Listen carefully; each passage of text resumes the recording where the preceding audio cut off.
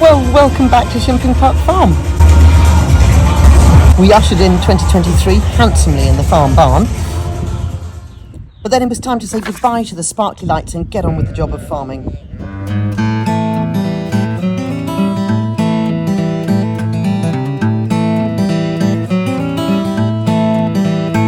Pretty cold winter, which is good for organic farming because it kills off a lot of pests and diseases. And actually it's been quite a cool spring, to be quite honest. While the arable team are taking advantage of the frosty soil to get some cultivations done, the grass supply, still suffering from last year's drought, is not great, so the sheep are on the move to pastures new.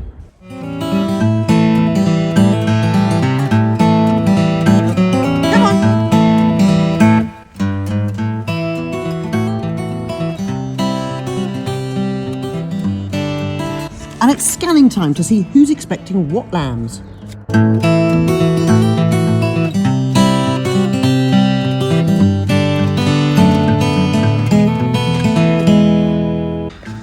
This is your visit to the gynae. I'm Glyn and I'm doing the scanning of these sheep. And what are you hoping to find? What's the perfect scan? Twins, all the way through, but you've already failed on that. Oh.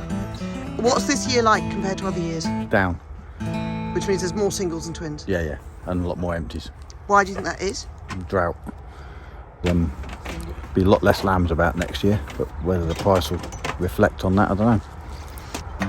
So they come in the crate, and I put the probe on and start at the back and go to the front and build the picture up and work out what's there. And then how do you mark them? Red's triplets, green single, black's empty. No mark for twins. Right.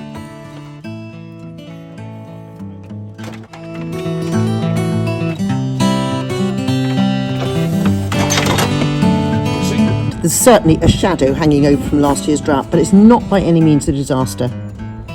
So, having been sorted into those having singles or twins or even more multiples, they're off up the road to fields that do have some grass and to cook those babies.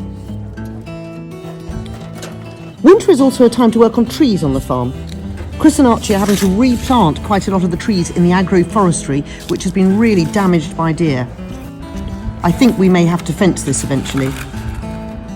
When these trees grow up, we aim to coppice them like we do in the ancient woods. This means cutting them off above the roots so they regrow. This is to supply fuel to heat the barn and the farm. Why do you plant trees in the winter? They're dormant. The energy's going into the roots this time of year. When it's dried outside for a year or so, a huge chipper comes in and chops its way through it, turning it into a massive pile of what looks like potpourri. And on the first Sunday after Epiphany is the ancient tradition of Plough Sunday, which is celebrated in Bury St Edmunds Cathedral with a huge tractor in the graveyard.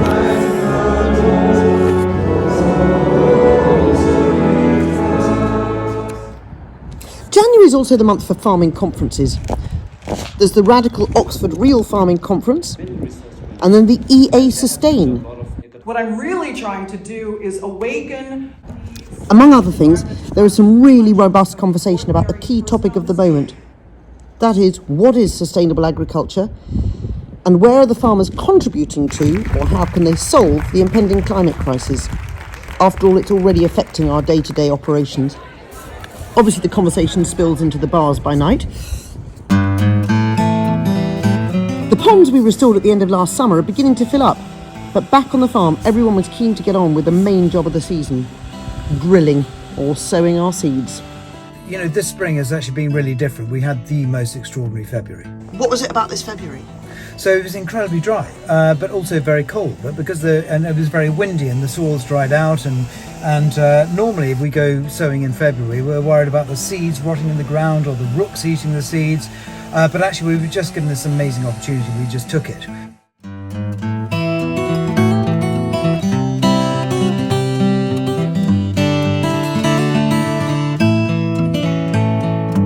We did about nearly all of the drilling in February this year, but we had just 3 days left at the end, which we did just before Easter, because of course March came when we'd normally be sowing our spring crops, and it just rained for the whole of March.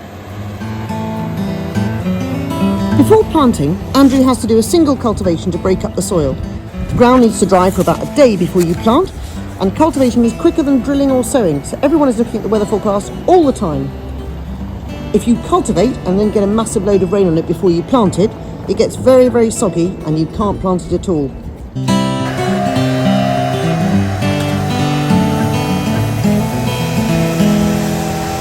And he's off again. So from time to time, Sam gets out of his cab and just checks how deep the seed is going. Always best to look behind you. All okay? Yes.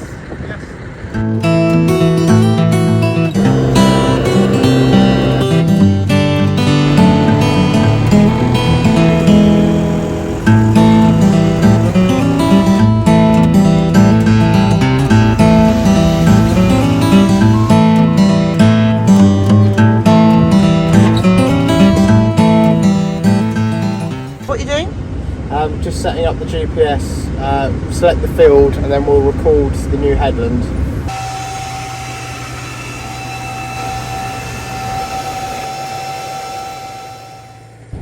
On the other side of the farm, Charles has the same machine but set up differently, and he's carefully hoeing between the rows of crops that were sown in the winter, pulling up the weeds and leaving them on the surface for the wind to dry them out and kill their roots. The barley and the oats are coming up only weeks after they're drilled.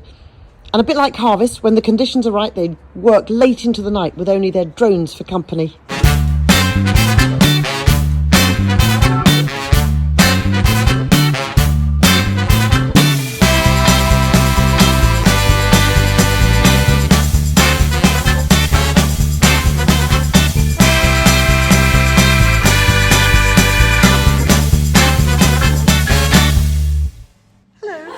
And as ever, we have some great visitors to the farm. So my name is Esther Rosewarne, I work for the Woodland Trust, and we're here with a bunch of colleagues today to look at the agroforestry on Shimpling Park Farm and also how Alpheaton SSI Woodland is being managed and how that's supporting the farm business. Planting trees in the middle of a field but farming around them. Can you sum up agroforestry really briefly? Yes, a no-brainer, first and foremost. It's a fantastic way of bringing more tree cover back into the farmed landscape without sacrificing land that could be producing food. So it's a win-win situation. The barn gets repurposed from weddings to conferences to events. And with much joy, the school visits are back. In the snow and the rain, we're focusing on seeds, seasons, and the most important thing of all, soil. Hours of fun looking closely at biodegrading organic matter and counting worms. We've also been planting our pants. We want to see if the worms will rot them away by the time the summer holidays comes. We're trying to see how the worms are going to eat and we're learning about the soil. And winter is training time on a farm, from chainsaw refreshers to all-terrain vehicles and safety with electrical testing. It's also time for our wonderful work experience helper Poppy to have her first assessment. My name's Anna and I work at Whittle University College and I'm here seeing Poppy, who's one of my students. When I come here, I come on Mondays and Fridays and maybe Thursdays, and we do general work with the sheep, looking after them, feeding them, making sure that everyone is alive and in their fields. And yeah. Have you enjoyed it? A lot. Well, Poppy's been doing all sorts of shepherding and sheep husbandry. So the best way to learn is on the job? Absolutely. On a farm? So we had last 3 days drilling in the first week of April, which should be absolutely fine, but we're done. And by Easter Sunday, the very last of the spring oats get drilled, and the lambs have started popping up all over the place.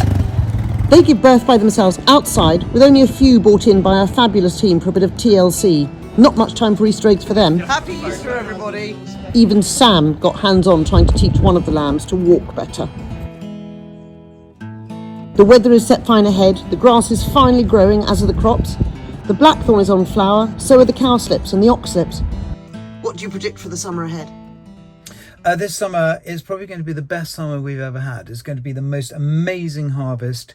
It's all looking absolutely fantastic. The sun is shining. I'm feeling pretty good about everything, to be honest. The ever-optimistic John Pawsey, thank you so much for joining us, and we look forward to seeing you next time, and we'll have a really good close-up on the lambs. Bye for now.